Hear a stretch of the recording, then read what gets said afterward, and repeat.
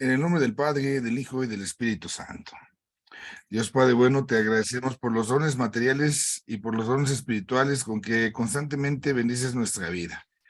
Te pedimos, llenos de confianza, que sigas encomendando a nuestra voluntad, a nuestra inteligencia, hacer aquello que a ti te agrada. Que sigas confiando en nosotros, porque en todo ello también descubrimos un acto de tu amor. Te pedimos que sigas creyendo en nosotros, para que descubriendo que tú también crees en nosotros y tienes fe en nosotros, nosotros mismos podamos suscitar más fácilmente la fe en ti, darnos cuenta cuánto nos amas, porque eres bueno y porque confías en nosotros para llenarnos de tus bendiciones. Te ofrecemos el esfuerzo que hacemos en este momento, te lo ofrecemos especialmente por aquellos que más están necesitando de tu auxilio en alguna circunstancia particular de su vida. Te lo pedimos a ti que vives y reinas por los siglos de los siglos. Amén. En nombre del Padre, del Hijo y del Espíritu Santo. Amén. Bueno, buenas tardes a todos. Vamos a empezar con la lección del día de hoy. Buenas tardes. De la siguiente manera, y después de que veamos la lección, daré el espacio para compartir si hay algunas dudas y preguntas de la lección pasada que les dejé grabada y de la lección que vemos el día de hoy. Entonces quedará, pues, en ese sentido, para ambas lecciones el espacio. Entonces, por lo pronto, ahorita nos vamos a ir con el tema que nos corresponde. El tema que nos corresponde está ahí en la guía que les he dado. Está precisamente en lo que es el 4, en la página 46. Vimos hace 8 días un poco esto de la fe. Y ahora nosotros vamos a estar viendo esto de la razón. Entonces, ¿cómo entender y cómo juega un papel fundamental la razón en nuestra existencia, en nuestra vida, pero también, sobre todo, cómo la razón tiene un papel en esa relación que nosotros, pues, vamos a establecer con el Señor? ¿Cómo tenemos que involucrar ahí nuestra dinámica, digamos así, de fe? Me paso, como siempre, a nuestro presupuesto, porque ese hay que tenerlo bien grabado, ¿verdad? Tenemos un Dios que nos habla y tenemos a unos seres humanos que le respondemos. Y para que nosotros podamos establecer ese diálogo con el Señor, pues es oportuno y es conveniente que nos demos cuenta que el Señor se rebaja, digámoslo así, para hablar en nuestro idioma. Si en algún momento estuviéramos con una persona de otro país y nos empezara a hablar con otra lengua, con otro idioma, pues definitivamente uno como que no entendería nada, como que nos quedaríamos con cara de what, como decimos, ¿no? Hijo, ¿qué me dijo? ¿Quién sabe tú? Pues hay que ver si alguien nos traduce, hay que ver quién puede ayudarnos, auxiliarnos, ¿no? Entonces, el hecho de que Dios hable un lenguaje divino implica que tiene que rebajarse para que le entendamos a un lenguaje humano. Dios tiene que encontrar palabras humanas, digámoslo así, conceptos humanos, realidades humanas, con las cuales va a tratar de explicarse en su revelación, en todo aquello que Él tiene para nosotros. Y es entonces donde los seres humanos somos capaces de recibir ese mensaje de Dios. Entonces, esa conexión, ¿no? Ya les digo, tenemos que hablar el mismo idioma para que realmente haya una comunicación. Dios puede estarme revelando todo lo que Él tiene, todo lo que Él desea, lo que Él quiere, excelente. Pero para que yo le comprenda, entonces tiene que hacerlo con el mismo idioma. Y es ahí donde entonces tenemos que darnos cuenta que una de las características principales, pues precisamente Pero en el ser humano, va a ser la razón. Y la razón es algo de lo que nosotros recibimos de Dios, nos caracteriza con Dios. Por eso hay que comprender bien qué es la razón. La razón en el ser humano es una característica tan particular que va a tratar de poner orden a las cosas. Cuando nosotros fijémonos, ¿no? No sé, se arman ahí los trancazos, está por ahí, estamos, no sé, en una reunión familiar y están hablando y después hablan otros y alegan y brincan, o sea, cuando ya se prenden los ánimos, a lo mejor hay por ahí una voz prudente que dice, espérense, cálmense, vamos a razonar las cosas, vamos a poner orden. Vamos a tratar de entendernos, ¿no? Entonces, cuando hablamos de la razón nos ayuda a los seres humanos para eso, para ir poniendo ese orden en nuestra existencia, para ir poniendo ese orden en nuestra vida. Razonar implica tratar de explicar todo lo que nos rodea y darle cierta organización, darle cierto orden. Y es fundamental que nosotros lo reconozcamos. Esto de la razón es algo bien distinto a la sensibilidad, a los sentimientos, a nuestras experiencias, a nuestras voluntades, y no lo debemos nosotros de confundir. Debemos nosotros de estar siempre, siempre atentos para que ahí podamos realmente recibir esas ventajas de lo que nosotros tenemos. Ahí tenemos esa realidad. Esto es fundamental que nosotros lo vayamos comprendiendo, ¿no? La razón es una cosa, los sentimientos son otra, las sensibilidades son otra, porque si no empezamos a confundir. Y hay gente que dice, ¿no? Es que mi perro, padre, es bien inteligente, de veras, verdad de Dios, le juro que es bien inteligente mi animalito. Ah, ¿de veras? Sí, padre, hágale una multiplicación. Y a lo mejor le digo al perro, a ver, ¿cuánto es 2 por 2? Y 4 veces me ladra, ¿no? Ah, no, caray, qué inteligente es tu perro. Pero si yo a tu perro le pregunto cuál es la raíz cúbica de 640,428,14, a ver, adivínamela. A veces ni nosotros nos echamos una cuenta de esas. Necesitamos la calculadora, ¿no? Entonces, no queramos confundir lo que es la razón y rebajarla a lo que es algo tan propio del ser humano. Un animal no es inteligente, un animal no razona, un animal en ese sentido puede tener sensibilidad, claro. El animalito puede sentir, por supuesto, pero no va a razonar, no va a razonar. No, padre, es que las hormigas son de veras tan inteligentes, son avanzadísimas, las colmenas. Uy, sí, sí, sí, avanzadísimas, claro. Padre, fíjese las hormigas cómo han hecho todo adentro del hormiguero, túneles y todo, toda una obra de ingeniería. Perfecto. Pero ¿qué crees? De ahí no pasan. De ahí no pasan. ¿Por qué no han hecho elevadores? ¿Qué necesidad de estar batallando? Que hagan escaleras eléctricas en los hormigueros.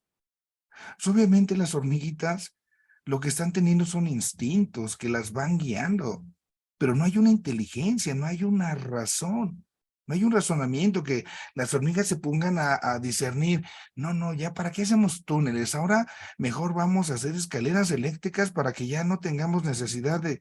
Obviamente que no. Entonces, démonos cuenta de la diferencia de la razón respecto a otras realidades, porque también es importante que nosotros no confundamos. A veces en la vida, en lugar de actuar por la razón, nos dejamos gobernar, por ejemplo, por los sentimientos. Ay, padre, es que me dejó mi mujer, me dejó mi hombre, mi señor, no voy a poder vivir sin ella, me voy a morir. ¿De qué? ¿De qué te vas a morir? ¿Porque te dejó? No, de eso no se muere uno, de eso no se muere uno.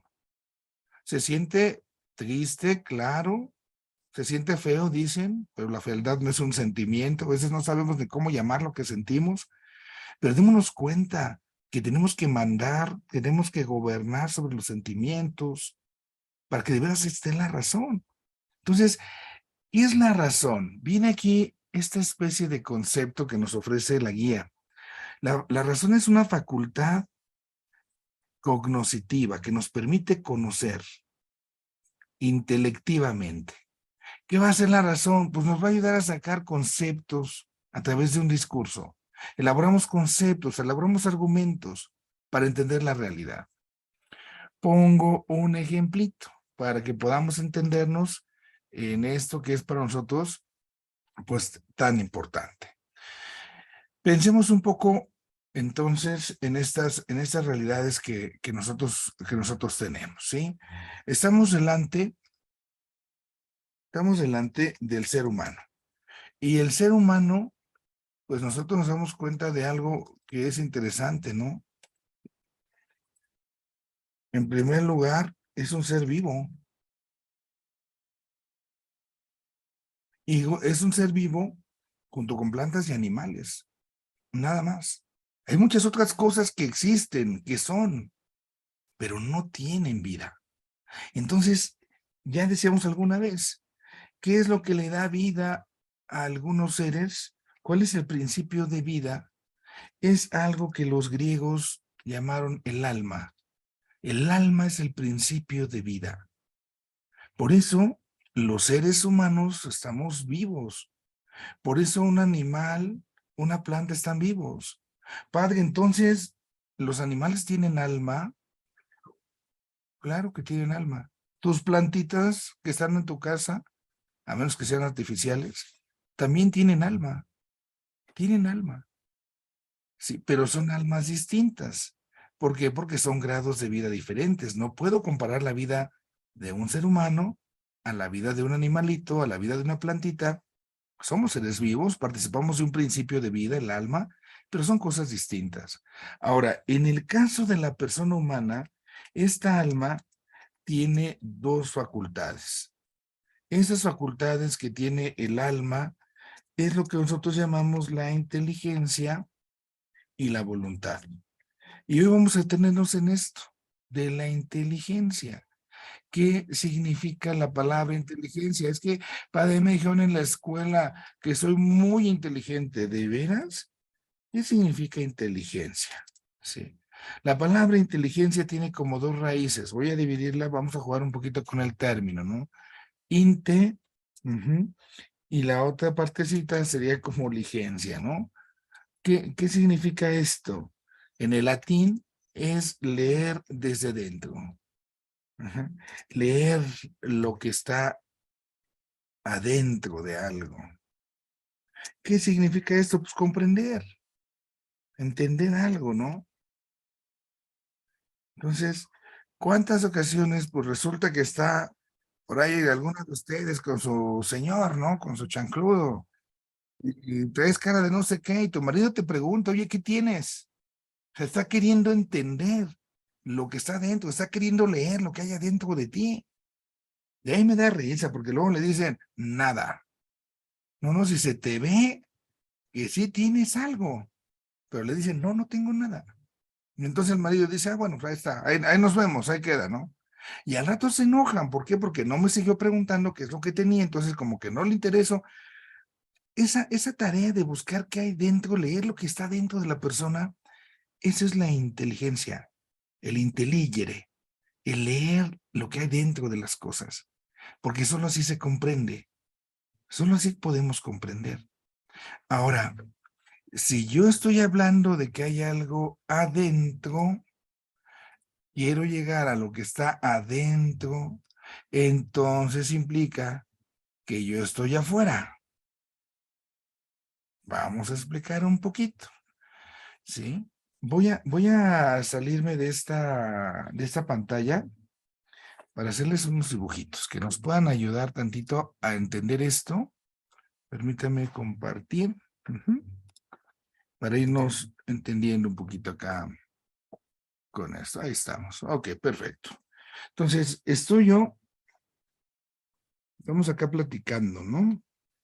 Tengo yo a una persona y esa persona me estoy diciendo que tiene un cuerpo y que tiene un alma y que esa alma es el principio de vida.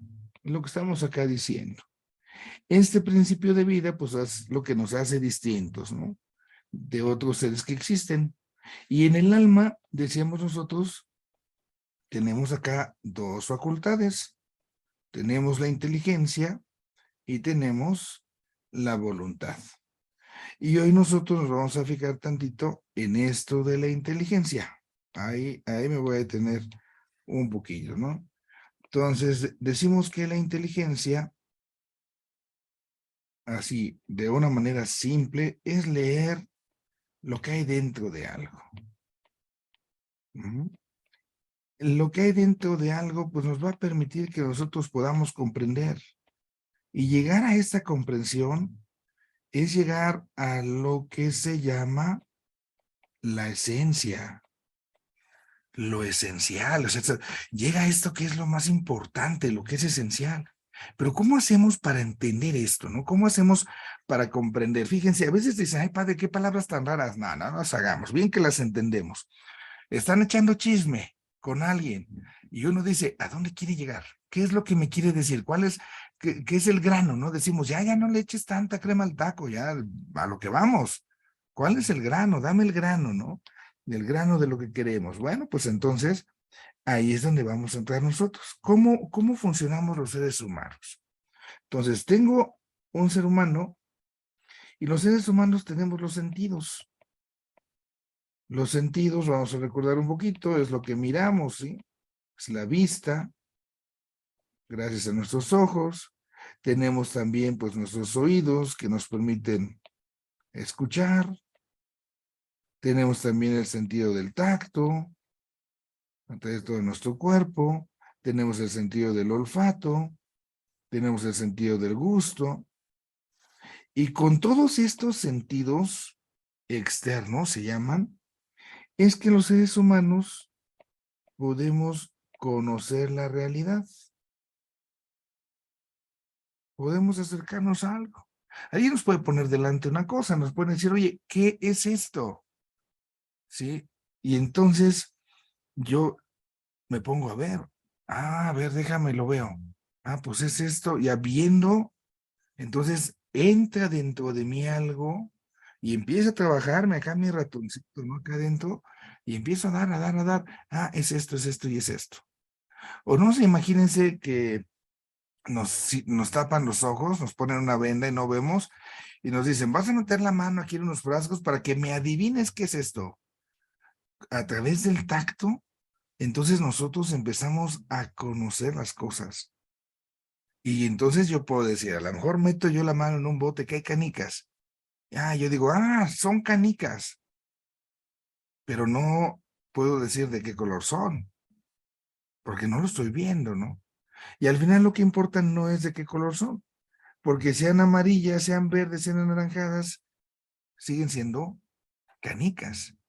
Yo les ponía el ejemplo, acuérdense por favor, de la silla, ¿no? Entonces, poniendo el ejemplo de la silla, yo les decía, la silla tenemos lo que es la esencia, es decir, lo que es el concepto. Una silla es esto, es aquello y lo otro. Pero también hay cosas que son accidentales. Estas cosas que son accidentales, por ejemplo, pues puede ser el color, puede ser el tamaño, puede ser el material, ¿no? Del cual está hecho. Son cosas que pueden cambiar. Entonces, por ejemplo, una canica, pues no importa de qué color sea, sigue siendo canica. No, pues que el tamaño, grandes, chiquitas, medianas, que el material, que pueden cambiar tantas cosas, pero son cosas accidentales. Si lo usamos acá con las palabras que teníamos, yo puedo decirlo de la siguiente manera, ¿no? Lo que es lo accidental es la crema que le pongo a los tacos. Lo que importa, lo que es la esencia, lo que es lo importante, es ese que esté hecho el taquito, ¿no? Pero ya todo lo demás que le echo la crema a mis tacos para que... Entonces, yo tengo que llegar a esto, al concepto. El ser humano hace su chamba a través de sus ojos, a través de sus oídos, todo lo que vemos, conocemos, empezamos a conocer el mundo que tenemos alrededor. Empezamos a conocer la realidad. Y conociendo la realidad, empiezo a razonar. Empiezo a tener conceptos y por esos conceptos puedo yo llegar precisamente a comprender todo lo que me rodea. Dejo de compartir esta pantalla y me regreso a la que teníamos antes para retomar acá nuestro caminar. ¿Ok? Bueno, aquí estamos. Entonces, en la razón es esa facultad, ya decíamos, que tiene la persona para poder elaborar conceptos, para poder hacer un discurso, para tener un argumento, para entender la realidad. A eso nos ayuda la razón, es esa facultad que nos ayuda a conocer, a comprender lo que es esencial, lo que está de dentro, ¿no? Lo que está dentro. Y pónganse a pensar, ya les digo, ¿no? ¿Qué tienes? Nada. Ay, ¿cómo que no tienes nada? Se te ve, ¿no? Ahora, en la teología, pues el ser humano tiene que echar mano de la razón. ¿Por qué? Porque Dios nos habla, Dios nos está hablando y los seres humanos tenemos razón. Entonces no puedo conocer a Dios si no hay razón. Y se dice que el ser humano está creado a imagen y semejanza de la razón. Entonces significa que Dios también tiene una razón. Dios también tiene una inteligencia. Obviamente la inteligencia de Dios es una inteligencia divina. La nuestra es una inteligencia humana. Entonces, bueno, pues ahí está una grandísima diferencia. La inteligencia de Dios, inteligencia divina, la nuestra es una inteligencia humana, pero al final si yo tengo inteligencia es porque soy creado a imagen y semejanza de Dios. Tan fácil ahí cuando nosotros es que pague mi perrito que es bien inteligente. ¿A poco tu perrito fue creado a imagen y semejanza de Dios? Pues perdóname, pero no. Entonces, la razón es una participación de lo que Dios nos hace, cómo Dios nos ha creado. Pero, vienen los perros, ¿verdad? Tenemos aquí un conflicto. La razón queda oscurecida por culpa del pecado. Me retacho nuestra pantallita anterior para que entonces podamos tener acá esta oportunidad de ir haciendo esta cuestión. ¿Por qué metemos acá el pecado? O sea, qué tiene que ver aquí esta parte del pecado, ¿no? ¿Cómo estamos teniendo esta realidad? Bueno, pues, ¿qué es lo que busca? ¿Qué es lo que quiere la razón? Pues ya decíamos que entonces la razón, pues tiene su sustento en la inteligencia, ¿no? Es así como inteligimos las cosas, es así como las queremos conocer. Entonces, a partir de la inteligencia, pues se trata de conocer. Y queremos conocer, les decía yo ahorita, la realidad. Pero todo auténtico conocimiento debe tener una nota. Quiero conocer la realidad, sí, pero quiero conocer la verdad. Nadie en sus cinco sentidos va a decir, ah, no, yo quiero que me mientas. Por supuesto que no. Todos queremos llegar a la verdad. Y es entonces acá donde esta inteligencia hace ese favor de llegar a la verdad. Es lo que quiere. Y entonces resulta que pues cuando llega la realidad del mendigo pecado ese, se afecta a la persona, ¿no? Y entonces empieza a dañar acá, empieza a entorpecer el camino. Y es donde aparece el pecado favorito del demonio, la mentira. Y esta mentira es la que daña a la verdad, nos hace daño, nos ataca. Ahí radica en la esencia del demonio, ¿no? Jesús mismo le llama así el padre de la mentira. Hay gente que luego dice, padre, es que me anda espantando el diablo, se me apareció que, hombre, el diablo si no es menso, el diablo es astuto, el diablo es el padre de la mentira. Si se te aparece el demonio, como luego decimos que se aparece, ¿qué voy a hacer? Pues me voy corriendo, de sonso me quedo ahí. Yo primero me voy. Y ya como dice el dicho, aquí más vale que digan aquí corrió que aquí quedó. Ya luego me pongo por ahí a rezar. El demonio no va a ser así. El demonio trata de engañarnos, trata de ponernos mentiras para que caigamos en sus trampas. Y es ahí cuando daña nuestra inteligencia. Por eso no alcanzamos después a conocer la verdad, porque el demonio va a desvirtuar las cosas. Por el pecado, entonces la facultad de la inteligencia queda dañada y ese daño, pues entonces nos va a hacer acá esta parte de afecciones, ¿no? Nos está oscureciendo. Es ahí donde aparece el pecado. Y la otra realidad, esta razón nos permite a los seres humanos conocer a Dios. Sí es cierto, está dañada por culpa del pecado, claro, pero también hay que decir, tampoco está impedida. Tampoco se vale que yo diga, no, no puedo conocer a Dios. ¿Por qué? Porque por culpa del pecado. Y ojo, Porque esto que estoy diciendo ahorita es uno de los argumentos favoritos de algunas corrientes protestantes. El protestante muchas veces dice aquí solo vale la fe. O sea que la razón no importa, la razón no tiene lugar. ¿Qué pasó? Si Dios nos habla a nosotros. Y a veces cometemos ese error. Porque cuando alguien tiene una duda, porque se atrevió a pensar, así como que llegó a lo mejor su hijo o su nieto de la escuela, oye mamá, oye abuelita, es que fíjate que, y les da una duda, entonces casi le dicen, es que eres un hereje, ¿por qué dudas? No, no, no es herejía, está pensando y la razón nos permite pensar porque queremos conocer, queremos razonar. Benditos a Dios. Cuando una persona usa la razón se parece mucho a Dios, porque estamos creados a su imagen y semejanza. Y esa es una bendición. Entonces la razón nos puede ayudar a conocer a Dios. Lo contrario es un abuso. Y vamos a hablar ahorita de él.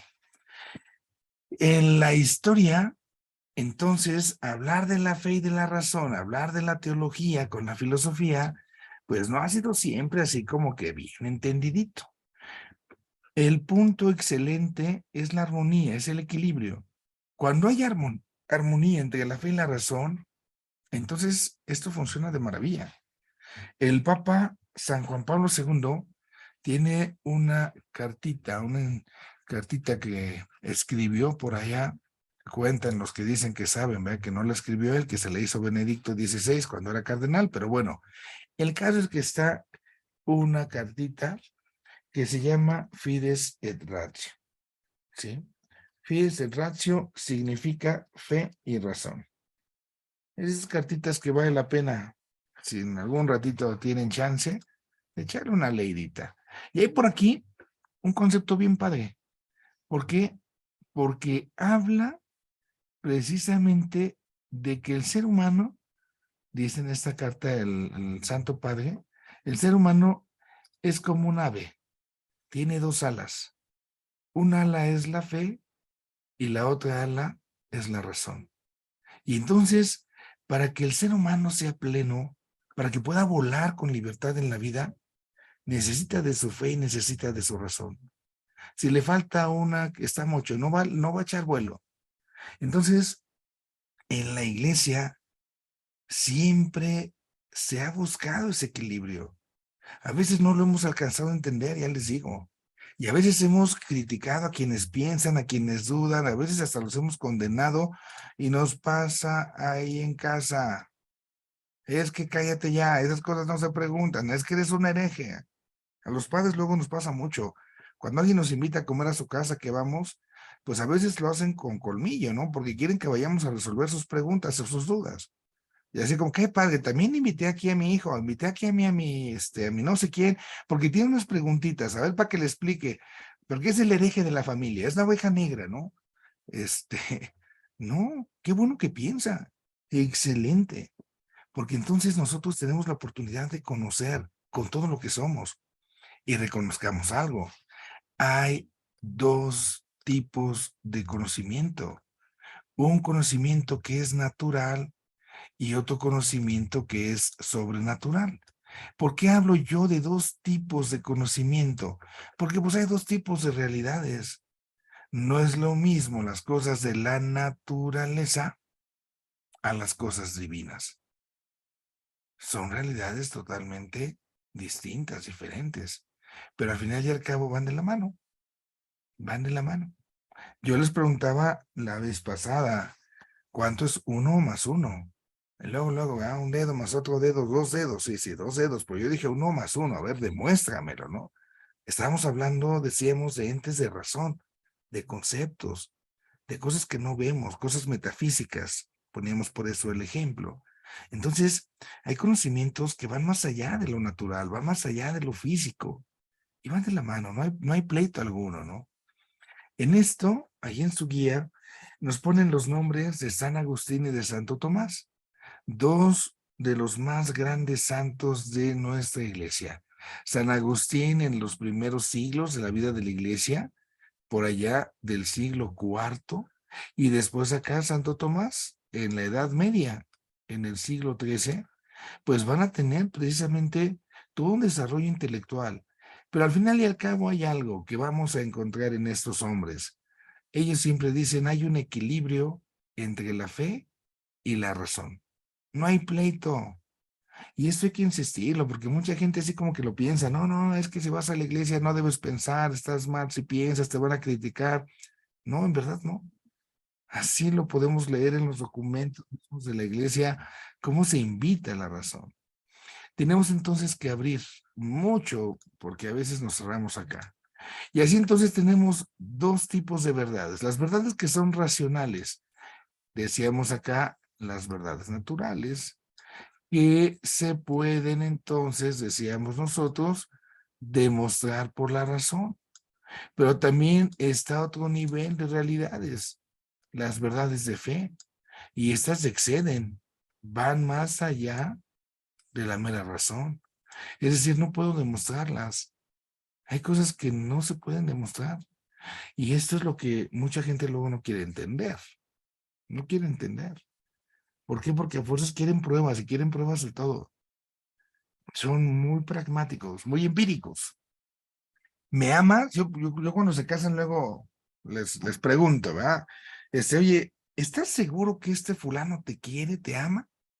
Y la fulana, ay, sí, padre, sí me ama. Y yo le puedo decir a ella, a ver, compruébame, compruébame que te ama, dame pruebas de que te ama. No, padre, es que me dio serenata, me llevó un muñeco de peluche, me dio muchos besos. Sí, pero eso le puede regalar cualquiera. Yo puedo regalarle un muñeco de peluche a quien sea. Yo puedo llevar una serenata y no precisamente significa que ame a alguien. ¿Cómo sabes cuáles son mis intenciones? A lo mejor te di esos regalos porque como eres una mujer rica, estoy interesado en ti. O bueno, en tus millones que te van a dejar de herencia. A ver, compruébame el amor. Sacamos el corazón para ver dónde está. Entonces, uno tiene que darse cuenta que hay verdades, que hay realidades que no se van a demostrar así como se demuestran otras. Y tenemos que comprenderlo. Porque si yo no acepto esto, estoy negando todo este tipo de situaciones. Y así entonces puedo yo, si es cierto, no demostrar, pero tampoco significa que me quede yo con brazos cruzados. Puedo encontrar pruebas en este sentido. Sí. Y así entonces, por ejemplo, puedo buscar pruebas de la existencia de Dios. Pues no lo voy a demostrar. Y esto es fundamental que lo comprendamos. Y aquí una advertencia. Algunas gentes luego hablan de una teoría de la doble verdad, como que hubiera dos verdades, así como que dos verdades en el sentido de como que hubiera dos mundos, dicen ahora los chamacos, mundos paralelos, ¿verdad? No, no, es el mismo, es la misma realidad, es la misma situación, que se complementan. Es la misma verdad que está en varios niveles, podemos decirlo así nosotros. Es complementario, pero no se trata de verdades contradictorias, porque hay quienes así lo quieren ver. Entonces, lo excelente aquí en este tipo de realidades es cuando tenemos esta armonía entre la fe y entre la razón. ¿Cuáles son los pecados acá? ¿Cuáles son los peligros con los que a veces caemos? Pues primero, el fideísmo. Hay de aquel que se atreve a usar la cabeza, hay de aquel que se atreve a pensar, casi casi está condenándose porque ya está de hereje. Eso no se pregunta, cállese.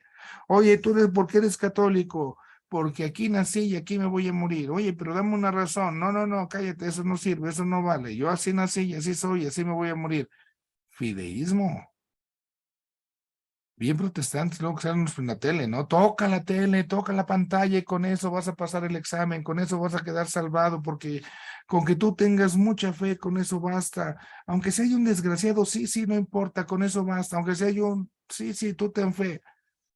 La fe con obras se demuestra, papá, que no se te olvide, ¿no? Entonces, hay que ser cuidadosos porque es podemos ser fideístas. Y el otro extremo, del otro lado, que también está por supuesto mal, está el racionalismo cuando hay gente que quiere negar cualquier cosa que no esté en la razón. Y obviamente, pues para ellos, si no lo puedo comprobar, lo tengo que negar.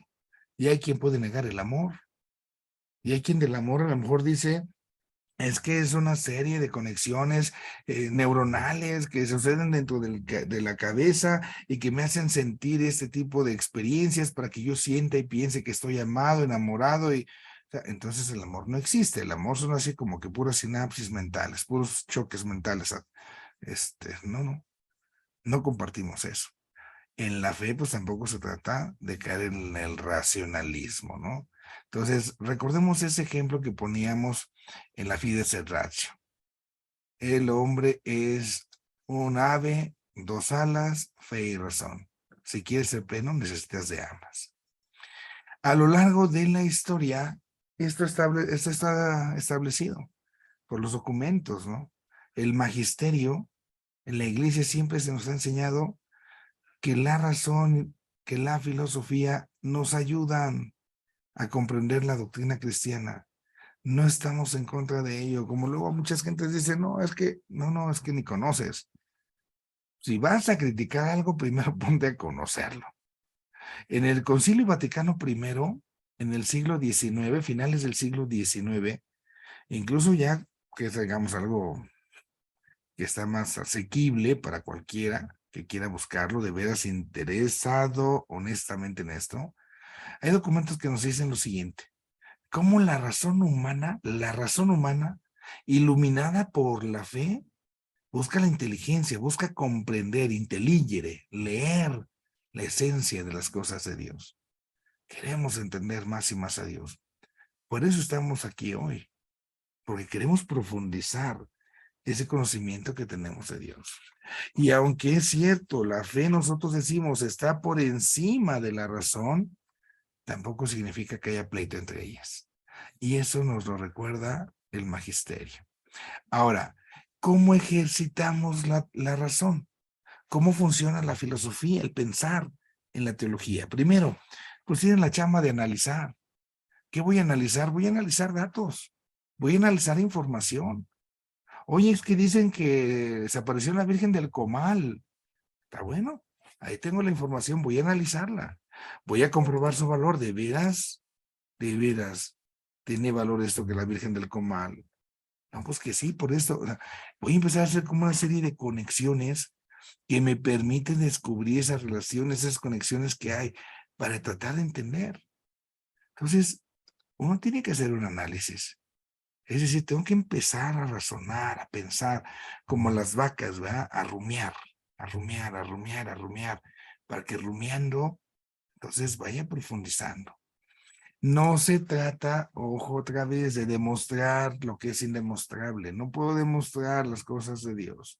Es indemostrable, pero sí puedo acercarme a Él. Y entonces lo que la razón va a buscar a la hora de hacer un análisis es justificar desde la reflexión una iluminación. Entender esto, ¿no? Una iluminación en el misterio de la fe. Se busca hacer esto, ¿no? Una justificación para que entonces lo que yo diga, lo que yo afirme de algo que tengo en la realidad, entonces realmente, en verdad, esté bien justificado. Se va a tratar también de fundamentar, dar fundamentos, dar los cimientos, ya que analicé que esto que me está ofreciendo la realidad es valioso para conocer en este caso a Dios, bueno, pues ahora voy a fundamentar, voy a poner los famosos preámbulos de la fe, o puedo decirlo, los presupuestos, los cimientos, entonces todos aquellos elementos que me van a ayudar a comprender lo que Dios me dice. Es un preámbulo de la fe. Voy después a profundizar, quiero tratar de entender, de meterme más en esas realidades y después, si es necesario, ya que analicé, fundamenté y profundicé, ojo, ya que hice estas tres cosas, puedo defender, puedo defender. Aquí vale esto cuando nos llegan a visitar los hermanos separados, ¿no? Nos queremos poner luego al tú por tú, alegando que esto, que el otro, y luego la verdad es que nos dan bailadas. Te dan tu buena bailada. ¿Por qué? Porque antes de analizar, antes de fundamentar, antes de profundizar, quisiste ponerte a defender. ¿Y qué defiendes si ni conoces, si ni has analizado, si ni has profundizado? Si de plano tú sabes que estás medio verde para esto, ¿para qué te pones a dialogar? ¿Para qué te pones? Te van a sembrar cosas que después, si no las resuelves, como dicen dicho, ¿no? Católico ignorante, pues al rato seguro protestante. Entonces, sí me sirve la razón, perdón, me sirve la razón para defender lo que yo creo, para dar argumentos a favor de lo que yo creo. Decíamos, tengo que dar razón de la fe. Y así se va a ir mostrando lo que está en la revelación, lo que Dios me ha dicho. Eso es el ejercicio de la razón. Ahora, la filosofía entonces tiene un papel dentro de la teología. Filosofía y teología van de la mano. Ambas, la filosofía, que es lo de la razón, y la teología, que implica precisamente estas verdades de la fe, estas verdades de Dios, van a tratar cuestiones fundamentales.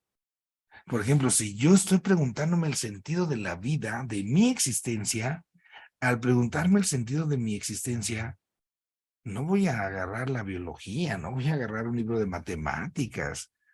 Tengo que penetrar en algo más grande, la filosofía, la razón. Entonces, ahí es donde nosotros debemos de estar siempre atentos, debemos estar siempre prudentes. Voy a afrontar cosas que tienen profundidad.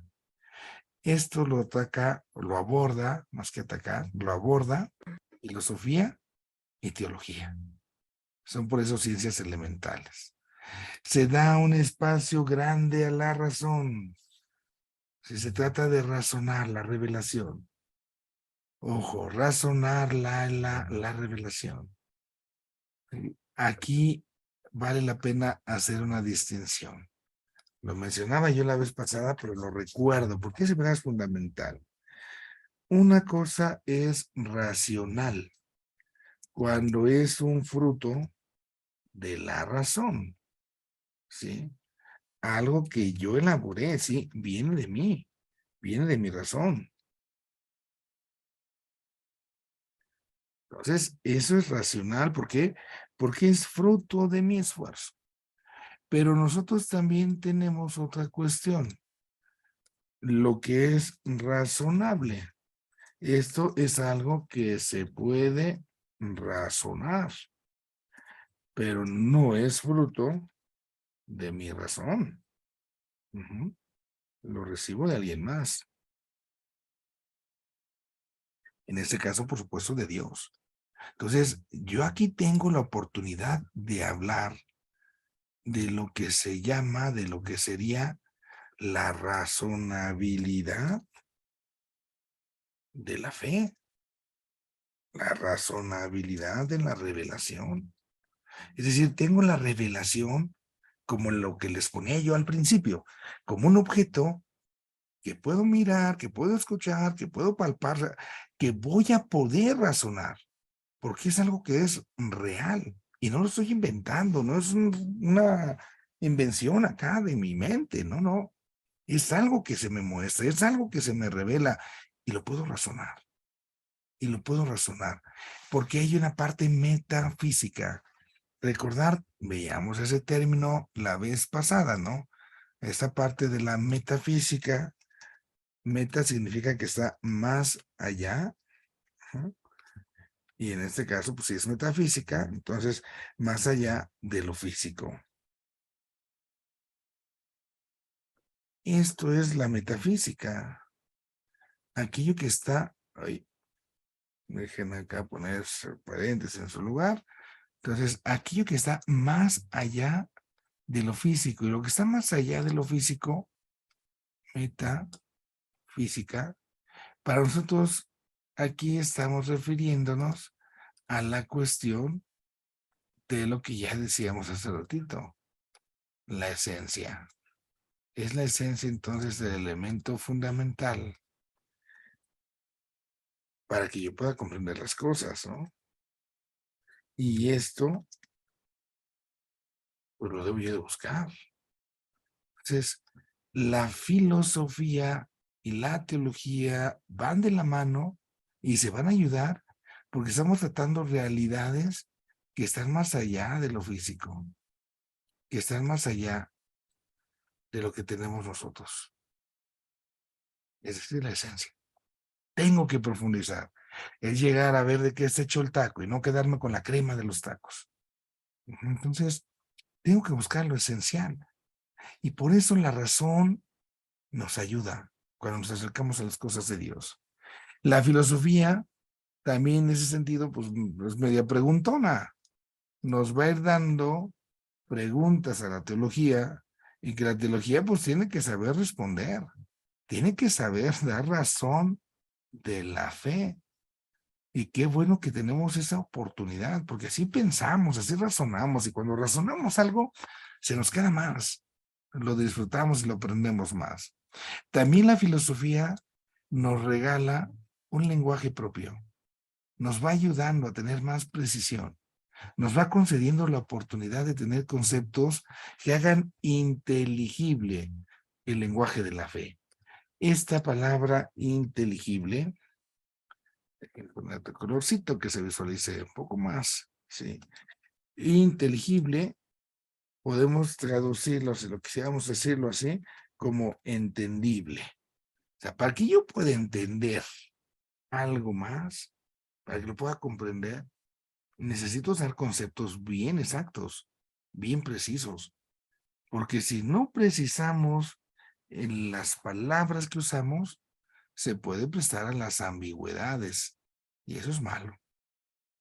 Fíjense, una palabra ambigua que sufrimos mucho, el amor. Yo puedo preguntar y decirles, ¿qué es el amor? ¿O todos saben lo que es el amor? Sí, padre, todos sabemos qué es el amor. Ah, perfecto. Entonces yo puedo decirle a mi novia, te amo. Claro, se lo puedo decir. Y uso la misma palabra amor y le digo a mi mamá, mamá, vamos a hacer el amor. Padre, ¿qué pasó? Estoy usando la misma palabra, amor. No, padre, pero es que ahí ese amor se entiende de otra manera. Ah, entonces, nosotros nos falta precisar ahí más. Ahí nos hacen falta más palabritas para hablar más exactamente, con propiedad, como decimos, ¿no? Voy a hacer el amor. Este, creo me explico con ello, ¿no? Ahí tenemos que tener esto. La filosofía le ayuda a la teología para hacerse entendible, precisa. Y también, ojo, la fe va a echarle una manita también a la filosofía, porque a veces la filosofía puede caer en un pecado. Se puede cerrar, ya no mira más allá de lo que trasciende, como que se puede acabar cerrando las cosas materiales y ahí, entonces sí, estaría perdiéndose toda aspiración. Ya no llego a Dios. ¿Cómo se va dando entonces esto de filosofía y teología en la historia? Rápidamente no podemos hacer un repaso histórico de toda la historia de la teología, pero lo primero, hacia grandísimos rasgos, fíjense cómo se va a ir dando una especie de péndulo. Estamos hasta acá, somos bien cuates, nos vamos a ir hasta allá, ya no somos nada de amigos, y se llega por ahí a un equilibrio. Lo primero que se va a dar en la teología es un encuentro con la filosofía. Se van a conocer, se van a presentar, y concretamente con la filosofía griega. La filosofía griega le va a ir prestando palabras a la teología para que pueda expresarse con mayor propiedad, para que pueda decir las cosas con mayor precisión. Entonces, hay un encuentro, filosofía, teología, y le ayuda. Y eso es una bendición, nos ayuda. Hoy, por ejemplo, podemos hablar, como hace rato les decía, que el hombre tiene un alma, un principio de vida, y eso lo decimos desde la filosofía, no desde la teología. Se lo pedimos prestado a la filosofía para que podamos comprender las cosas de Dios. San Agustín, a resumidas cuentas, para él la filosofía tiene un grande valor, porque la filosofía, dice él, es la única, fíjense nada más, es la única vía sólida para comprender la revelación. ¿Quieres llegar a Dios? Necesitas filosofar. Necesitamos filosofar. San Anselmo de Canterbury, ya estamos acá en el inicio de la Edad Media. Para él la filosofía y la teología hablan un mismo idioma, hablan el mismo lenguaje, entonces no hay pleito entre ellas, hay un equilibrio. Santo Tomás de Aquino, acá la filosofía y la teología se trata de ayudar, confluyen en la elaboración racional de la fe, o sea, van a ir proporcionándose los conceptos que me van a permitir explicar aquello que yo creo.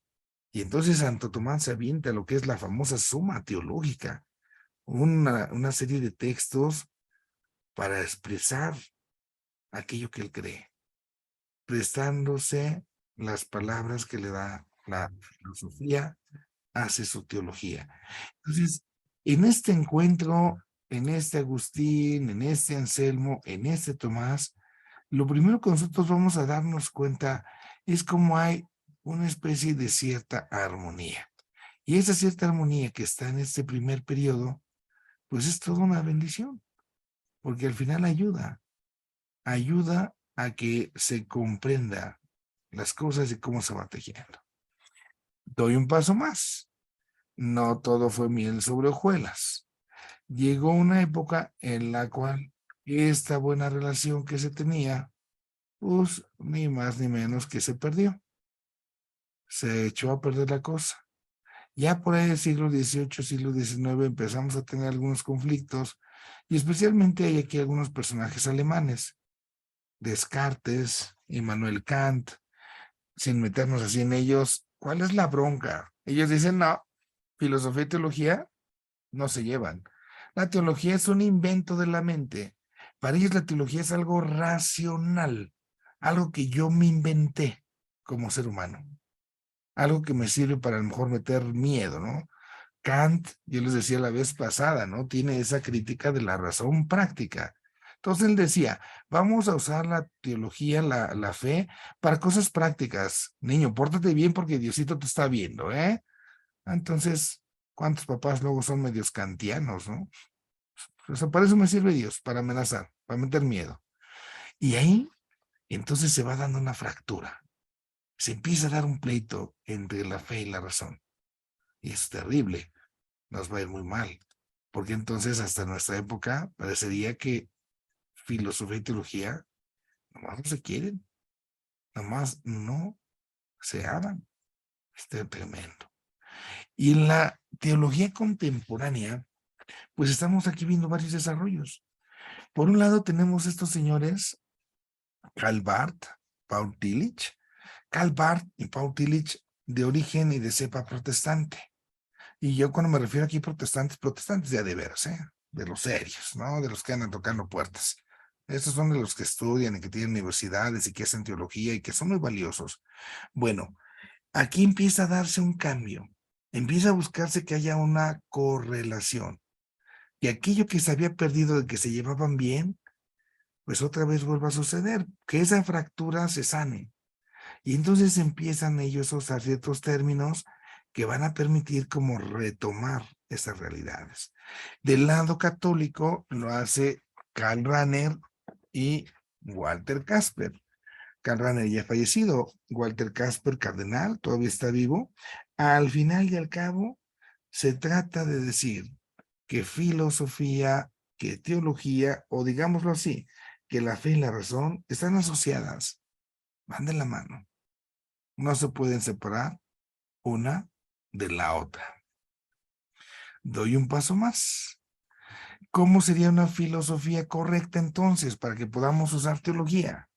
Bueno, pues primero, toda filosofía nos sirve, porque toda filosofía de veras nos ayuda a pensar.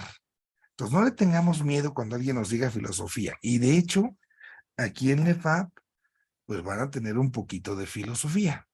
Van a ver elementos de filosofía para poder hacer la teología. Es una de las materias que siguen, si no me falla la memoria, en el próximo trimestre.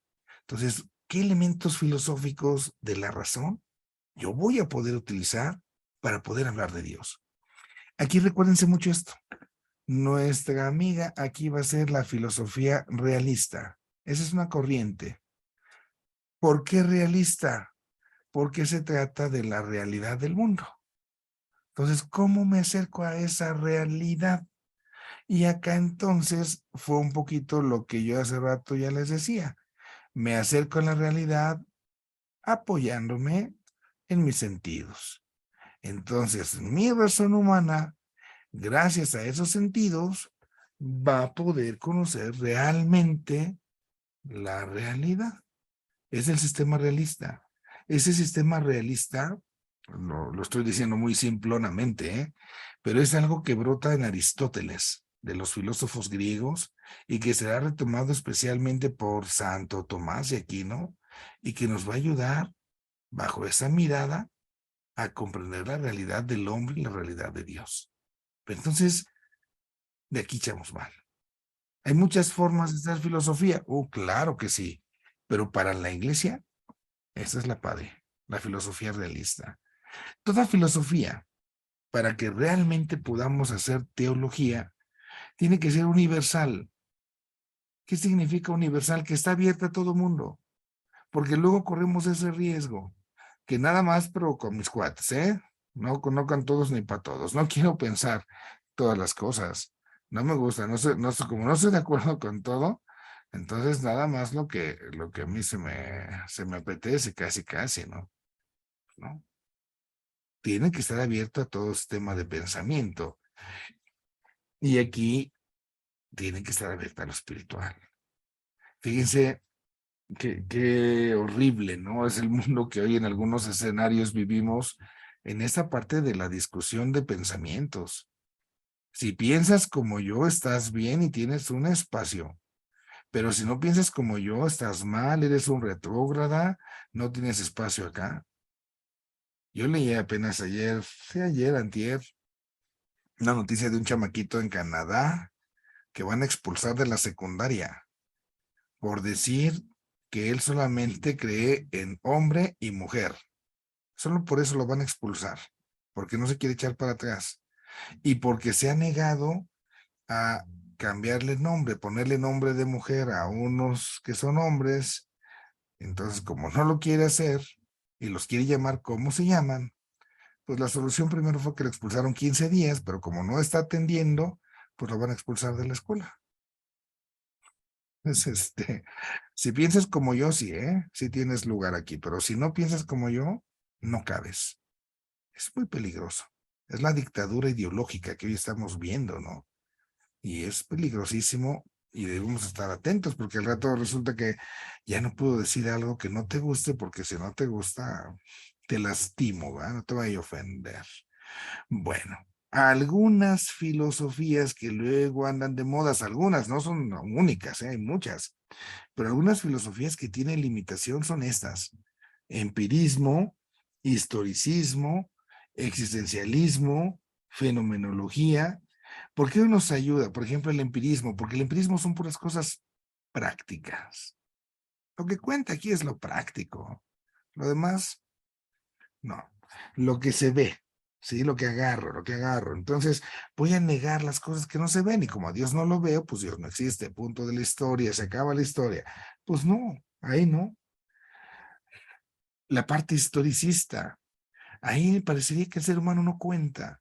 En el gran mar de la historia, digamos así, el ser humano parece que se disuelve. Como que no eres uno más en el montón, eres uno más en la masa, ¿no? Y bueno, así cada una de las filosofías puede ofrecerme ciertamente cosas buenas, pero en el fondo yo debo tener mucho cuidado para realmente usar una filosofía adecuada y sana para poder hacer una correcta teología. Y el último elemento de nuestra lección, ¿no? Esta realidad de Santo Tomás de Aquino en la filosofía y en la teología actualmente es una recomendación. Los documentos de la iglesia, el magisterio de la iglesia, reconoce en Santo Tomás, por lo pronto hasta este siglo XXI, digamos así, no la elaboración más perfecta, pero sí la mejor realizada en la cuestión de teología. Ojo, no es la única. Hay muchas otras formas de hacer teología, hay muchas otras formas de pensamiento, claro, pero tenemos que tener primero firme la base para que después de tener firme mi base, entonces pueda yo dar un salto a otras cosas. Por eso, por ejemplo, en el seminario se pide que se enseñe filosofía y teología bajo argumentos de Santo Tomás de Aquino. Lo que es el realismo, filosofía, les decía yo, viene de Aristóteles y acá nosotros con la teología. ¿No estoy cerrado a otras teologías, a otras formas de pensamiento? Claro que no. Sería ilógico que estemos pidiendo lo universal, que estemos abiertos a todo y que nos cerremos acá. No.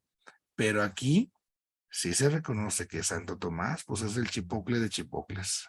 Ahí está su aportación, ¿no? Entonces, ya pasaron más de casi ya 1000 años y pues ahí sigue valiosamente toda la doctrina atomista, que sigue dando mucho de enseñar. Y lo reitero y lo subrayo, no es la única, hay muchas otras, pero pues primero lo primero, ¿no? Primero lo base y ya después construimos.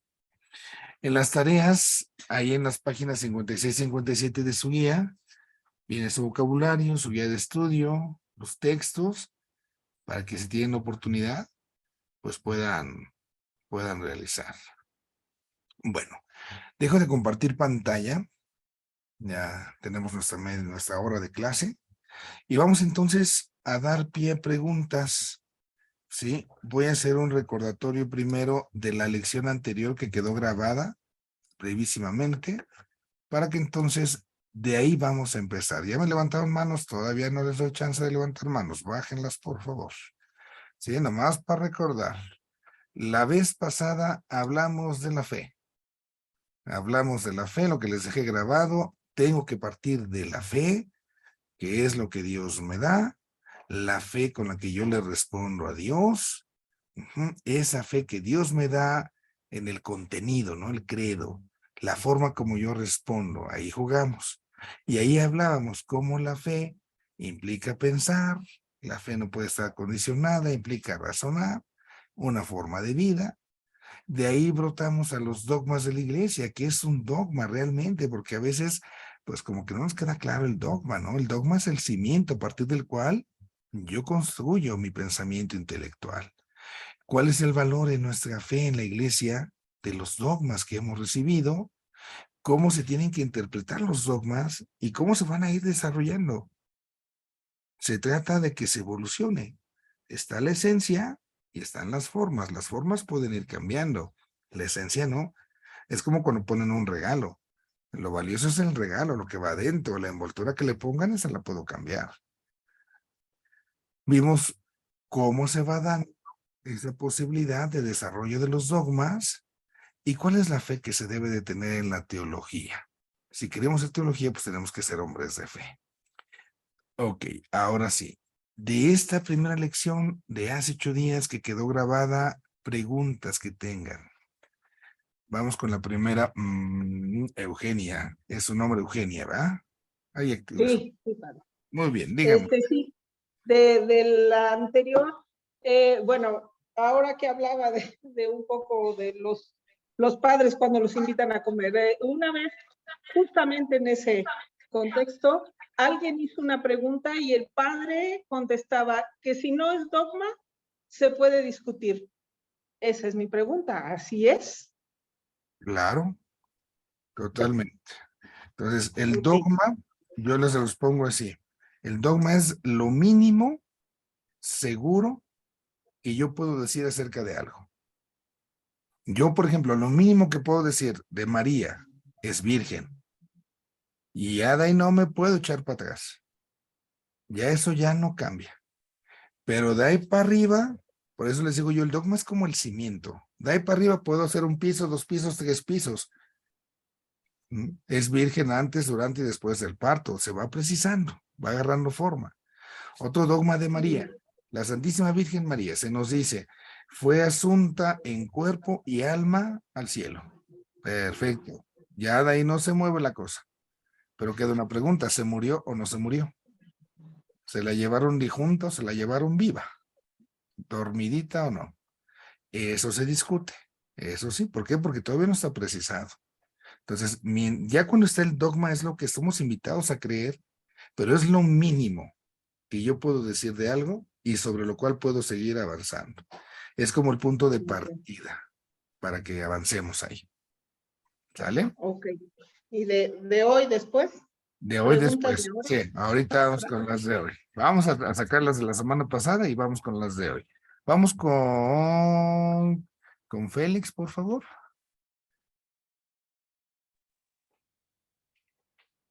Sí, padre.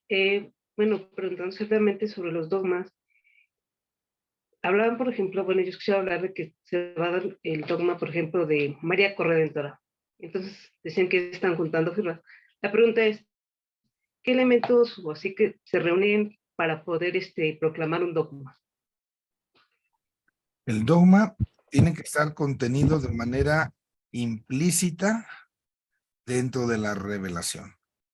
Nosotros vamos acercándonos a la revelación y la revelación se va profundizando. Todo lo que Dios nos ha dicho se va profundizando, se va profundizando. Este tema muy específico del quinto dogma mariano, la corredención de María. Entonces, ¿se vale o no se vale? Hasta el Papa anterior, Benedicto XVI, pues habíamos encontrado argumentos muy a favor, pero obviamente se tiene que clarificar. ¿Cómo entiendo la corredención de María, no? Porque pareciera que entonces para salvar, redimirnos es salvarnos, ¿no? Entonces, ¿quién me salva? Pues el que me salva es Dios. El patrón acá es Dios. Y si yo digo que María es corredentora, entonces parecería que la Virgen también me salva. Entonces ya le estoy quitando su papel a Cristo, le estoy quitando su papel al Señor. Entonces ahí se pone ese atoramiento. Entonces tengo que entender bien qué significa corredención o en qué sentido María estaría ayudándole a Jesús. Papa Francisco, en una homilía, 12 de diciembre, en Basílica del Vaticano, creo que fue de 2017, no recuerdo, totalmente contrario al dogma de la corredención. Y el Papa Francisco decía, ya estuvo, ya de eso ya no se habla, ya no hay que hablar de eso. Con todas las letras así lo dijo. Pero se puede seguir hablando, porque como todavía ni se dice sí ni se dice no, pues todavía se puede seguir discutiendo. Es decir, se puede seguir profundizando. ¿Cuál es la esencia? Pues que esté en primer lugar contenido en la revelación, que lo podamos entender. Y para que ya sea dogma, pues se tendrá que proclamar. Nos tocará verlo, sí o no, quién sabe. El caso de esto es que pensemos y profundicemos. Eso es lo bonito de esto, ¿no?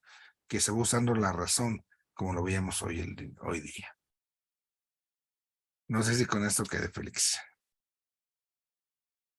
Sí, está bien. Bien, entonces María Félix. Ok, vamos con Blanca Rosa. Hola, padre. Hola. La pregunta también que no me quedó tan clara es, después al final dijo usted que los dogmas no se altera la verdad, sino se van explicando mejor, ¿no? Porque le iba yo a preguntar antes que si los dogmas pueden crecer, ¿cómo se descubren en sí y quién afirma que es un dogma? Okay. El dogma, lo que nosotros tenemos en la filosofía que distinguir un poquito lo que es materia y forma. Con lo que vemos hoy en clases, la materia es la esencia y la forma son los accidentes. Entonces lo importante es la materia, la esencia. Eso no puede cambiar. Pero la forma en que se expresa, esa sí puede cambiar. Es ahí donde va a desarrollarse, es ahí donde va a evolucionar. Quienes tenemos un poco más de años, podemos recordar que hace no mucho en la iglesia, cuando hacíamos el credo, hablando de Cristo y del Padre, decíamos que fue consubstancial al Padre. Usábamos esa palabra consubstancial. Podemos preguntar qué significa esa palabra y a lo mejor alguien nos dice, ¿quién sabe, Padre? Tengo que buscar en el diccionario, no sé qué significa. Y se tradujo, ¿no? Se encontró otra forma de expresar lo mismo, de la misma naturaleza. Eso significa consubstancial. Entonces podemos decir, ahí hay un avance del dogma.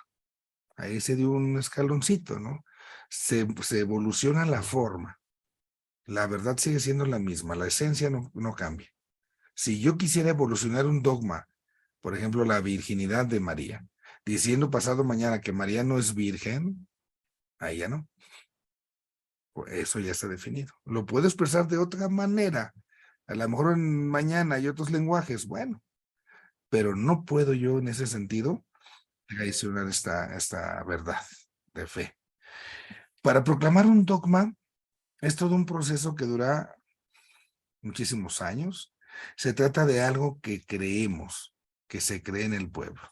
Para que nos demos una idea, ese dogma de la Asunción de María, el dogma de la Inmaculada Concepción de María, son los dos últimos dogmas. La Inmaculada Concepción en 1854 y la Asunción de Nuestra Señora en 1950. Fueron cuando se proclaman esos dogmas. Entonces, la proclamación de estos dogmas los oficializa, pero son verdades que se creían desde el siglo I. Desde el principio de la vida de la iglesia se creía con fe firme que María estaba con el Padre Dios. O sea, que María había sido asunta en cuerpo y alma y se celebraba. Entonces, en ese sentido, se oficializa lo que desde siempre podemos decir se ha creído. Nada más es como reconocerlo. No se trata como de inventar, como de, a ver, vamos a ver qué se nos ocurre ahora, qué nos falta. No. O sea, de lo que ya se vive, de lo que se celebra, se proclama. Y aquí juega mucho el papel del pueblo de Dios. Ese dicho en el latín que se dice Vox Populi, Vox Dei. La voz del pueblo y la voz de Dios. Es bien interesante. Entonces, nosotros tenemos realidades que creemos como pueblo de Dios y que en algún momento el pueblo de Dios, no solo me refiero al pueblo que vive aquí en México, el pueblo de Dios en toda la tierra cree lo mismo y es lo que va empujando. Esa realidad de la corredención de María, yo creo, muy personal, que se va a llegar a algo, se tiene que llegar a algo. No sé cómo se vaya a llamar, no sé cómo se vaya a precisar y si nos toque verlo. Pero una realidad que el pueblo siempre ha creído, todos somos pueblo, es el papel de María. Nos sentimos hijos de María. María nos ayuda en el proceso de la salvación. Por eso le rezamos tanto, por eso la buscamos tanto, por eso la amamos tanto. Entonces, de que la Santísima Virgen mete la cuchara a la hora de salvarnos, mete la cuchara. ¿Cómo se va a llamar esto? ¿Cómo se va a ir desarrollando? Ahí tendrán su chamba los de arriba, ¿no? Pero es algo que celebramos.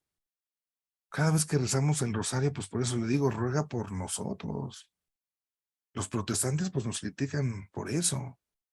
Y lo hacen con cierta razón porque a veces dicen, es que parece que María es la salvadora y no, el Salvador es Dios. O sea, y ahí tienen razón.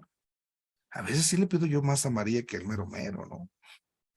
Hay que entender ese papel de intercesión, de intermediaria, ¿no? ¿Cómo se juega y se amerita un quinto dogma mariano? El tiempo lo dirá. Y es algo común. Si en algún momento tenemos la oportunidad de conocer personas de otra nacionalidad dentro de la fe católica, o sea, el papel de María, o podemos poner en internet, no sé, imágenes de la Santísima Virgen María en África, en Asia, y nos vamos a encontrar ese reflejo, ¿no? De cómo María está presente en toda cultura. Así avanza, así se va generando, ¿no? Pero es algo que ya está. ¿De dónde tendría como un sustento bíblico en la revelación? Bodas de Caná. Ahí está. El primer milagro de Cristo, pues parte de María. ¿Cómo formarle, ¿no? ¿Cómo darle la esencia? Se tendrá su chamba. No sé si con eso quede. Sí, padre, muchas gracias. Ok. Bueno, ya no hay más manitas. Vamos entonces con las preguntas de la lección de hoy. De lo que vimos de la razón. Empezamos con Eugenia, por favor, hija. Otra vez, padre, a ver. Ya. Primero, usted habla de que el alma es el principio de vida. Y entonces, cuando morimos, ¿no hay alma o es continuación de la vida? Esa sería una pregunta. Y la otra pregunta, ¿la teología solamente en el cristianismo, solamente en el catolicismo, o es para cualquier religión, independientemente de la creencia? No sé, eso. Perfecto. Voy con la segunda pregunta. ¿La teología Puede ser teología como la tenemos nosotros, revelada, para el Dios revelado, el Dios que nos es dado. Y ahí compartimos esto con los judíos y con los musulmanes. Tenemos libros revelados, la Sagrada Escritura. Los musulmanes aparte tienen el Corán, pero también tienen la Escritura como nosotros. Entonces son las tres grandes religiones, se llaman de libro. Todo cristiano. Y cuando digo todo cristiano, aquí entra ortodoxo, anglicano, luterano, cualquier fe cristiana, dentro de la gran familia de cristianos. Lo mismo con los judíos y musulmanes. Son las ramas que han surgido, ¿no? Llamémosle iglesias, comunidades, sectas, separados. En cualquiera de estas tres grandes religiones, judaísmo, cristianismo y musulmanes, el islamismo, tenemos esta posibilidad de hacer una teología revelada. Esto nos hace pensar en una teología sobrenatural, algo que nos es dado. En las demás religiones, hasta donde como las visualizamos, son religiones elaboradas por el hombre. No hay un libro que sea una revelación de Dios. Y entonces ahí hablamos de una teología natural o una teodicea. La teología natural es parte de la filosofía. Entonces, podemos hacer nosotros como cristianos católicos una teología natural. Sin echar mano de la Biblia, ¿qué puedo yo decir de Dios? Por ejemplo, un dogma de la fe. Dios es el creador de todo. Sin fe, yo tengo que decir, no, Dios, ser absoluto, es creador de todo. ¿Cómo llego a eso? Pues contemplo todo cuanto existe. Entonces, bueno, ¿quién me creó? ¿Quién me hizo? Mi papá y mi mamá, y a mi papá y a mi mamá, mis abuelos, y a mis abuelos, y me voy en una cadenita interminable hasta el principio, ¿no? Y voy a llegar que hubo algo, dicen Big Bang, que explotó, que... Perfecto, estamos de acuerdo, no tenemos pleito con eso. ¿Qué fue lo que explotó? Para que explote algo se necesita algo material. Entonces, de las cosas materiales, nosotros, de las cosas, lo explico así, de lo mayor pueden venir lo menor. De una mandarina completa puede venir un gajo de mandarina, pero nunca al revés. De un gajo de mandarina no voy a sacar una mandarina completa. De las cosas materiales no pueden salir cosas espirituales, pero sí pueden salir más cosas materiales, porque la naturaleza material es más chiquita, digámoslo así. Entonces, lo material explota y empieza a formar células y todo. Está bueno, o sea, no tengo pleito. Dime de dónde salió eso que es material. Tiene que haber un ser inmaterial, porque lo inmaterial es mayor a lo material. Tiene que haber una mandarina de dónde salió ese gajo, del cual explotó todo. Dime quién puso eso. Ese que puso eso que se llama principio sin principio, que le puedes llamar ser absoluto, o le puedes llamar patas para arriba, como le quieras poner nombre, es lo que yo le llamo Dios. Y no me lo está diciendo la Biblia, me lo dice mi razón, mi pensamiento. Y entonces vamos a la mano. Eso lo hago con la teología natural. Ya en la teología sobrenatural, lo que estudiamos nosotros, ya eso nos ha sido revelado. Dios es el creador de todo. Y así caminamos. ¿Estamos con esa pregunta? La segunda es más interesante y bueno, así a resumidas cuentas por cuestiones de tiempo. No quisiera yo robarles luego tiempo, me apasiono y se apasionan y bueno, pero a ver. Si yo ahorita le decía, bueno, ¿cómo afirmamos que los seres humanos tenemos un principio de vida, que las almas existen? Porque nosotros tenemos posibilidades de hacer cosas materiales. Yo tengo la posibilidad, no sé, de hacer un papel, de hacer un lápiz, o sea, puedo hacer cosas materiales porque yo tengo un cuerpo que es materia. Y de lo material van a salir cosas materiales. Pero también en la experiencia tenemos cosas inmateriales. Por ejemplo, el pensamiento. Yo no puedo abrirme la cabeza y decir, mira, aquí están mis pensamientos. No, no puedo. Hay quien dice, no, es que los pensamientos son producto de mis neuronas. Claro, o sea, no estoy peleado con ello. Las neuronas trabajan, se conectan, toda su sinapsis mental que se puede hacer acá, o sea, todo lo que quieran y manden, pero al final el producto, el pensamiento como tal, lo que se produjo, no es algo material. Entonces, como no es algo material, no puede venir de lo material. La mandarina no viene de un gajo. Lo mayor no viene de lo menor. Lo inmaterial no puede venir de lo material. Los sentimientos. Yo siento amor. Perfecto. ¿Dónde se produce? No es que tu corazón, porque los sentimientos y los pensamientos y que no sé qué. Está bueno, o sea, funciona así, perfecto.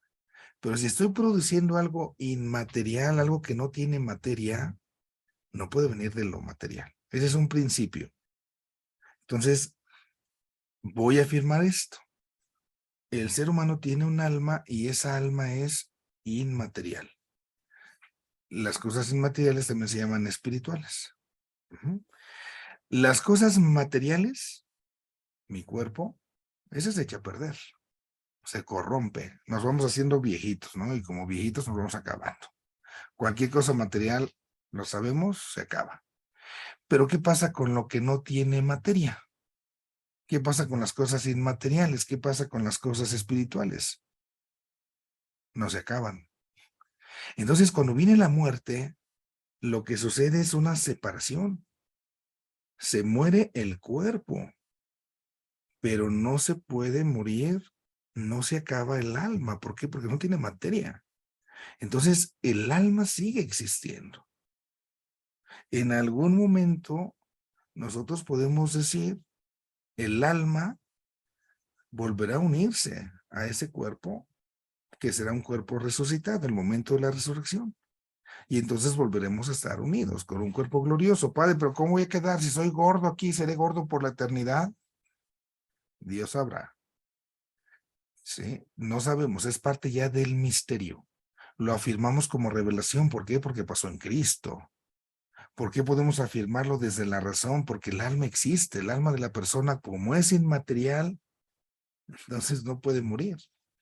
Y aquí entramos en un tema que es la escatología. La escatología, bueno, Padre, entonces, ¿dónde está el alma? Yo le puedo preguntar a todos ustedes, ¿dónde están sus pensamientos?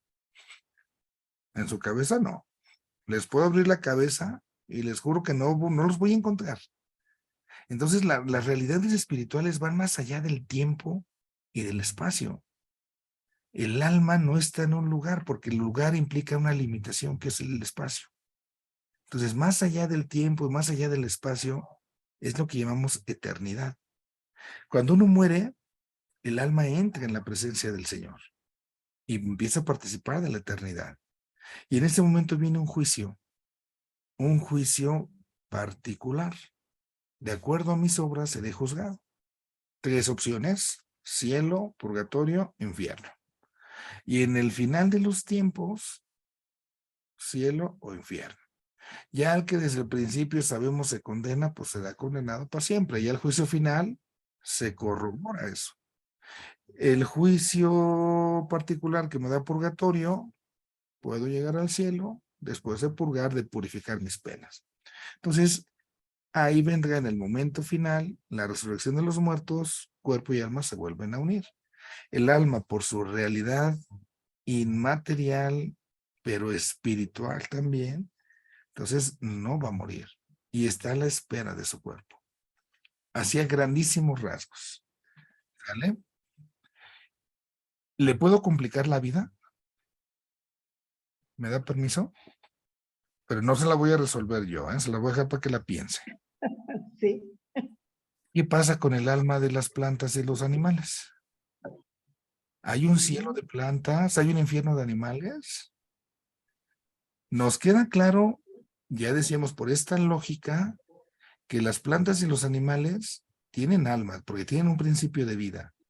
Por eso cuando la mamá dice, cántale a tu plantita para que se ponga contenta, tiene razón. No porque tenga sentimientos, no es que se ponga alegre, pero hay una sensibilidad, porque tiene vida. Entonces, esa almita, lo digo así como más chiquito, ¿va? Es en primer grado. Bueno, cuando se marchita mi planta, ¿qué pasa? Se va al cielo de las plantas. Eso no nos da tanto ruido en el sentido de que la gente diga, ahí hay un cielo de plantas, no. Pero sí es bueno que lo resolvamos porque hay muchas preguntas luego cuando se refieren a los animales. ¿Qué pasa con el alma de mi perrito? Padre, se murió mi perrito. Está vivo, porque decíamos que los seres vivos tienen un alma, es un alma, entiendo que no está en el grado del ser humano, es un segundo grado, pero cuando se murió mi perrito, ¿a dónde se fue? Va a llegar con Dios y le va a preguntar, ¿cuántos mordiste? Si mordiste muchos, te vas al purgatorio, si mordiste, ¿qué hay, no? No se la voy a contestar, piénsesela, y la vamos platicando un día de estos. Blanca, Blanca Rosa. Perdón, padre. Son dos cosas, una que va con lo de lo que está diciendo. Nos explicó, todo ser vivo tiene alma, pero de diferente nivel, ¿no? Y la otra es que dice que la mentira daña la verdad, pero la puede destruir. Ok. La cuestión de las almas, ahí, la manera propia hablamos de grados de vida. Está lo que es la vida sensitiva, las plantas, y hay una vida animal, y hay una vida intelectiva.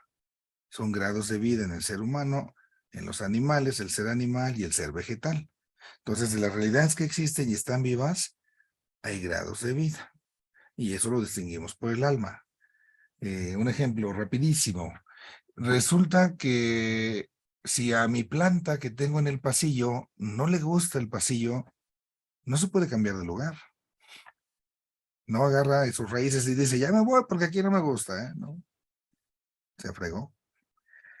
Si tengo un perro y a lo mejor está en el pasillo y siente frío, está incómodo, entonces ya tiene esa posibilidad de, ya me doy cuenta que su grado de vida, su alma está en otro orden.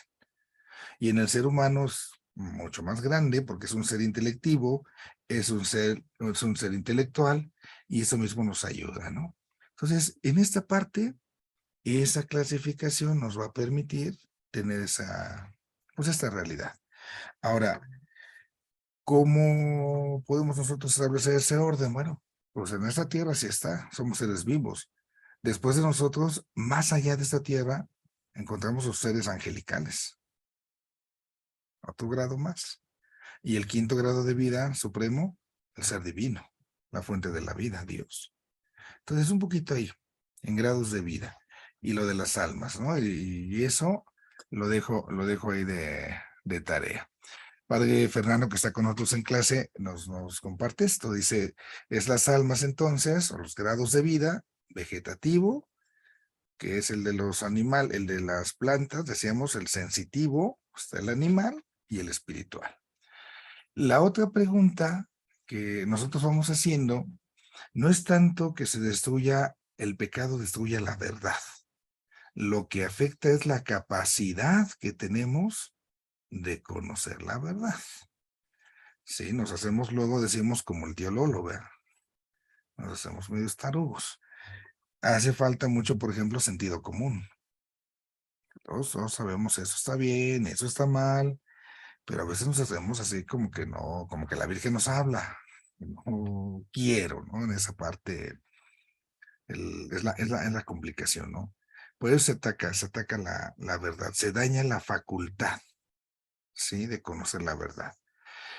La otra facultad del ser humano es la voluntad, el querer, y se quiere el bien.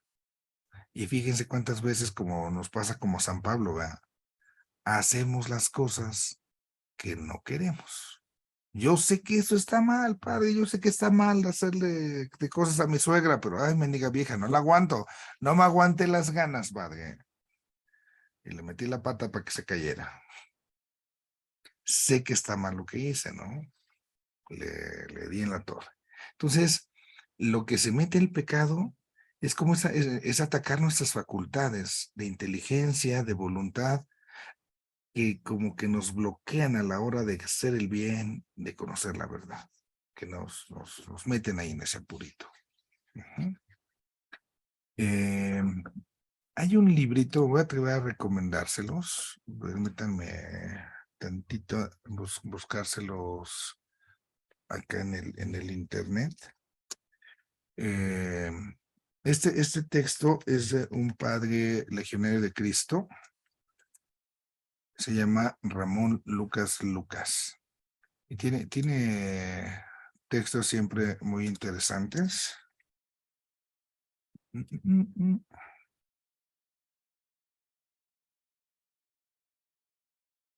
Bueno, dejen el texto, ya lo oí. Dejen compartirles la pantalla. Si alguien tiene alguna ocasión así como que ese tipo de inquietudes, estos son de cuestiones de antropología teológica. Y este es uno de los libros, a mi gusto, muy padres. Explícame la persona, del padre Ramón Lucas Lucas. Ahorita ya está aquí editado en México. Esa ya no me la sabía, ni yo me la sabía, fíjense. Está editado por la Universidad de Anáhuac. Entonces, lo más padre de este librito, y que tiene este padre Lucas Lucas en muchos textos, es que explica esto con dibujitos y manzanitas. Ajá, entonces, yo se lo recomiendo, puede ayudar mucho, mucho, mucho en estos elementos como filosóficos que nos ayudan a comprender al hombre para comprender la teología. Entonces se llama Explícame la persona, padre Ramón Lucas Lucas. Lucas, explícame la persona. Aquí la editorial estaba aquí en la Universidad Anáhuac.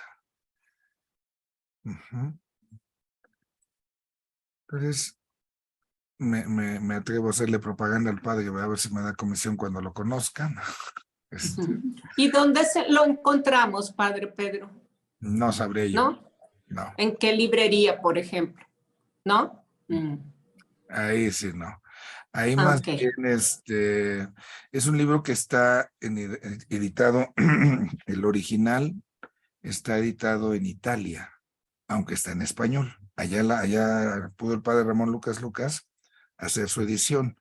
Yo desconocía de Anáhuac, pero a lo mejor es buscar ahí en el internet, ahora que ya hay tanta facilidad en esto del mercado libre y ese tipo de cositas. Si a lo mejor no le hallan mucho a eso, pues alguno de los hijos o los nietos por ahí sabrá ese tipo de cosas. Pero es un buen libro, en verdad, no es para clases, ni se lo estoy pidiendo, se los recomiendo ahí en la lectura para cuestiones de antropología y nos ayuda con dibujitos así, con manzanitas, literal, con manzanitas para comprender cosas de esto. Bueno, pasamos con Gabriela Castillo. Gracias, padre.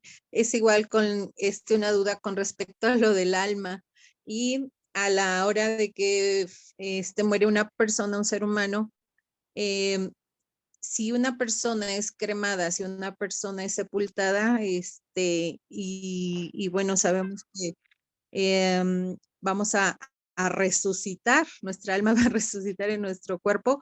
¿Qué pasa entonces cuando una u otra situación se da, ¿no? En el caso, porque yo no quiero ser cremada, pero mi esposo por practicidad me dice que es lo más viable para que me tenga guardadita ahí en la parroquia. Entonces, es mi duda, ¿no? Bueno, a lo mejor su esposo dirá que usted es media vaga y por eso la quiere guardar para que no ande de vaga, ¿verdad? Pero mire, en la parte práctica, pues el día que nos muramos ni cuándo nos vamos a dar. Si nos creman o nos entierran, nunca nos preocupemos por eso. Y en la pregunta, aquí hay muchas cosas que nos quedan sin respuesta. Nosotros lo único que podemos llegar a afirmar es que Dios es el Todopoderoso, que si del polvo hizo todo lo que existe y nos ha creado a nosotros, de esa misma forma puede volver a llamarnos a la existencia. La complicación, no sé, cuando alguien muere en las personas, ¿no? Que ahorita con tanta maldad que hay, que las disolvieron en ácido, quién sabe dónde quedaron, los aventaron al mar, se los comieron los animales, gente cuyo cuerpo, sus despojos mortales se perdieron. Híjola, uno se pregunta eso mismo, ¿no? La única respuesta que podemos tener, aquí sí echamos manos de la fe, porque ya la razón llega al tope, ¿no? Es decir, Dios que es todopoderoso y que todo lo puede. Ahora sí, Él sabrá cómo le hace. Por eso, no tenga pendiente que ni usted se va a dar cuenta. Muy bien, padre. Creo que entonces voy a trabajar mi fe más. Sí. Ya no salga Muchas tanto, gracias. que no lo encierre. Sí, padre, gracias. Bueno, no sé si hubiese alguna preguntita más. Padre, Sí, bueno, yo no levanté la manita, pero aquí la levanto. Padre, entonces, ¿está bien esa afirmación o esa frase que decimos, por ejemplo, cuando el doliente, ¿no? Se le dice, ay, ya déjalo que su alma descanse. ¿Es correcto eso o no? No. Es todo un rollo en esta parte del proceso de duelo que tenemos que saber vivir, saber integrar, pero hay mucha gente que piensa, ¿no? Es que soñé a mi mamá y estoy llorando por mi papá y es que sufro mucho y no dejo de pensar en ellos. Y la gente a veces en un buen afán, ¿verdad? Al menos lo asumimos así, en una buena intención, ya no llores, mira, porque si no, no lo dejas descansar, no, nada que ver. Qué bueno que llore por mi papá, qué bueno que me acuerde de mi mamá, es parte de mi humanidad, de lo que soy, de quienes fueron para mí, de lo que significan, y más aún, es una invitación a mantener una relación viva con ellos. Murió su cuerpo, pero puedo establecer una comunión espiritual con ellos, una relación espiritual. Y ahí es donde juega un papel importante mi oración. Mi oración, así como le oro a la Virgen María, que murió, como cualquier ser humano, así como le pido una veladora a San Juditas, que murió como cualquier ser humano, pero que yo sé que cuya alma de San Juditas está en la presencia de Dios, y María, que ya participa en cuerpo y alma, algún día estaremos así. Pues entonces, porque creo como persona de fe eso, por eso hago mi oración ante mis intercesores, y así puedo considerar a mi padre, a mi madre, quien se me ha adelantado, ¿no? Como alguien que ya está, decimos, más allá, más cercano a Dios, y que puede interceder por mí. Y esa obra de intercesión es un acto de amor. Es la forma en cómo ellos pueden amar. Y eso es lo que purifica y lo que muestra el amor. Entonces, siempre por ser muy cuidadosos y prudentes en ello para no lastimar susceptibilidades en esos momentos que son siempre complicados, pero tampoco así es que no dejas de pensar en ellos, entonces no descansa. No, no va por ahí. ¿No? Ok, muy bien, gracias. Sí, hermana. Gracias, padre. Mire, yo ya le escuché bien lo que dijo del alma, pero recuerdo un sacerdote, no aquí en Tulancingo, claro, que nos explicaba que la persona tenemos tres, la vida, el alma y el espíritu. Y el espíritu es el que está conectado con Dios y el que nunca muere. Es como la chispa que nos da la vida. Y nos hablaba de lo que usted nos acaba de decir, que el alma es, bueno, existen diferentes tipos de almas, y como el alma animal, el alma vegetal y el alma humana. Pero lo que moría era el alma y lo que vivía en la presencia de Dios era el espíritu, que era como el soplo que Dios nos había dado. Entonces, bueno, yo ahorita ya le entendí a usted lo que dijo del alma, pero quisiera ver si me podría explicar un poquito esto, o si no fue así. Ok, Gracias. sí, madre. Aquí ya no nos va a dar mucho el tiempo para ello, pero así a resumidas cuentas, vamos a ponerle apellidos a las almas. Entonces, el alma, decíamos nosotros, el alma de los animales, el alma de los vegetales, ¿no? Alma sensitiva, alma animal. En el caso del ser humano, hablamos de un alma espiritual. Entonces, esa condición de ser espiritual se complementa, digamos, con el alma. Y de esto nosotros lo basamos en la enseñanza de San Pablo. San Pablo nos involucra precisamente al hablar del alma humana, pero como un alma espiritual. Aquí vendría la discusión, bueno, ¿qué es el alma y qué es el espíritu? Porque bajo esa lógica que nos decía, parecería que alma y espíritu son cosas contrarias. Como que una cosa es el alma y otra cosa es el espíritu. Y aquí es donde más bien habría que hacer una complementariedad, y especialmente basándonos en el lenguaje filosófico. ¿Y cómo cuadrar esto con la enseñanza de Pablo, que es el que nos habla de estas realidades? Por ahí es donde entraríamos el elemento, ¿no? A tratar de unir, ¿sí? Al final y al cabo. El alma, por ser espiritual, en este caso en el ser humano, principio de vida, está con Dios, no muere. Un poquito con ello le cerraríamos. Ujú.